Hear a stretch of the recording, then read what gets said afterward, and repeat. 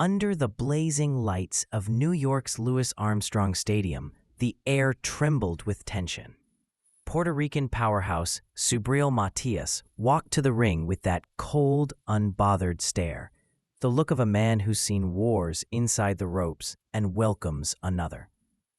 Across from him stood Alberto Puello, the proud son of the Dominican Republic, unbeaten and determined to defend his WBC super lightweight crown. Two men, one ring, and a rivalry between two islands. This was more than a title fight.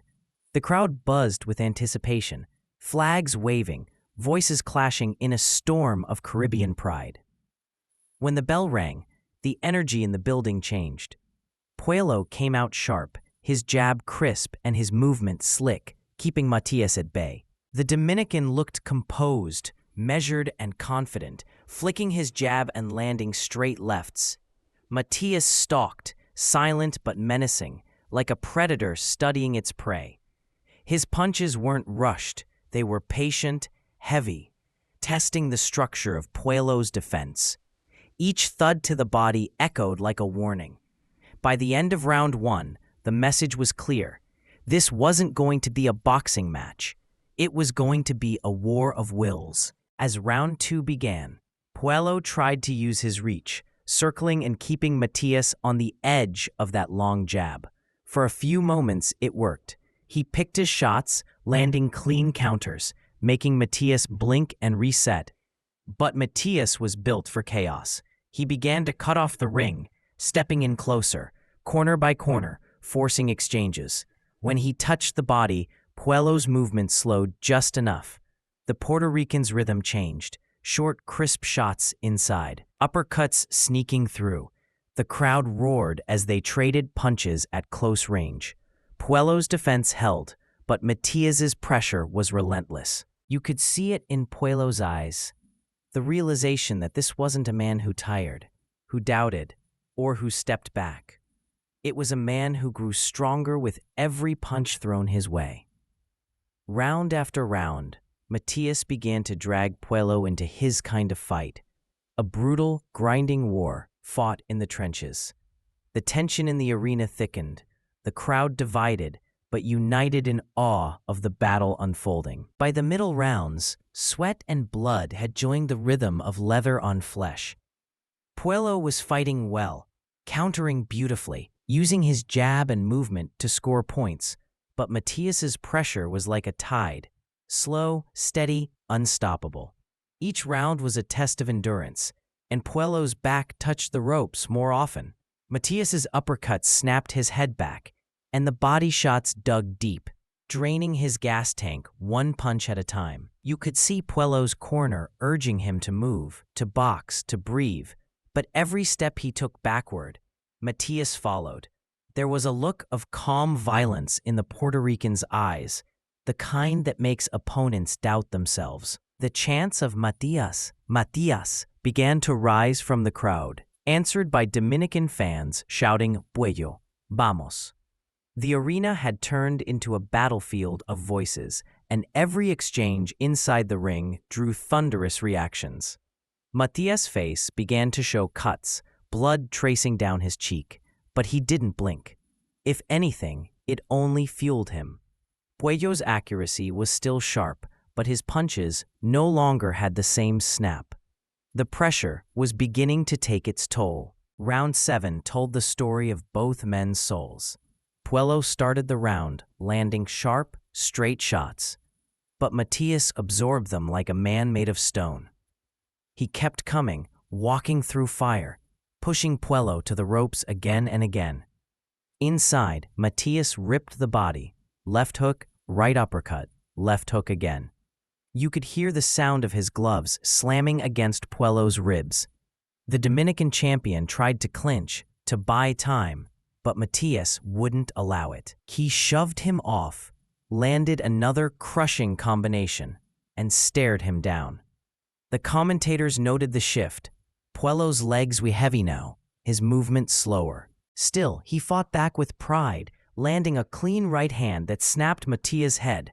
The crowd gasped, but Matías just smiled. That was the moment Puello knew what kind of monster he was facing. Matias wasn't chasing a knockout. He was dismantling his man piece by piece, breaking him down physically and mentally. The bell rang, but neither man stepped back. They kept throwing until the referee forced them apart. The fans rose to their feet, witnessing a fight that was turning into a classic. As the championship rounds approached, fatigue became their greatest enemy. Both fighters were drenched in sweat, their faces marked by war. Matias' corner told him to keep pressing, while Puello's trainer screamed for movement, for heart, for one last push.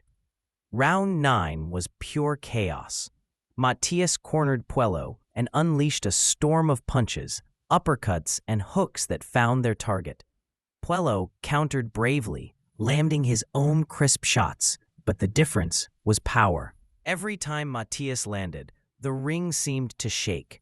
Every time Puello landed, Matias marched forward like nothing had happened. The relentless pressure was now suffocating. You could see Puello trying to create distance, his footwork fading, his breathing heavy. The crowd sensed the end drawing near. Still, Puello fought back with every ounce of pride in his chest. He refused to go down. It wasn't just a fight anymore. It was survival. The two men stood center ring, trading until the bell. The roar of the fans drowning out the sound of punches. Neither man blinked. Neither gave an inch. They were fighting not just for a belt, but for the respect of their people. When the final rounds came, both warriors had left pieces of themselves in that ring. Matias' face was a mask of blood and determination. Puello's body showed the bruises of Matias' savage bodywork, but neither would back down. Round 11 saw Puello trying to rally, using what little energy remained to stay mobile, to jab, to survive. Matias, still relentless, continued his march, cutting off the ring, throwing combinations, pressing, punishing. Every shot was thrown with bad intentions. By the 12th and final round, exhaustion had consumed them both. Their movements were slower, their punches heavier, but their hearts still burned bright. The Puerto Rican fans chanted louder. The Dominicans answered with fury, the arena vibrating with emotion. Matias pushed forward one last time, landing uppercuts that snapped Puello's head back. Puello answered, but his legs betrayed him. They clinched, traded, clinched again, two proud champions refusing to break. The final bell rang, and the crowd erupted in respect. Both men raised their gloves. No one knew who had done enough. It felt like a fight that could only be decided by heart. When the announcement came, time seemed to stand still. The ring filled with cornermen, cameras, and tension. After 12 rounds of boxing, the announcer began, "We go to the judges' scorecards." The crowd held its breath. "For your winner, by majority decision." A pause. Then the words exploded through the speakers. And new WBC super lightweight champion of the world, Subriel "Brownie" Matías. The Puerto Rican fans erupted in joy. Flags waved. Chants of Puerto Rico echoed through the arena. Puello, bloodied but unbroken, nodded in respect. He had lost his belt, but not his pride. Matías fell to his knees, emotion flooding his face.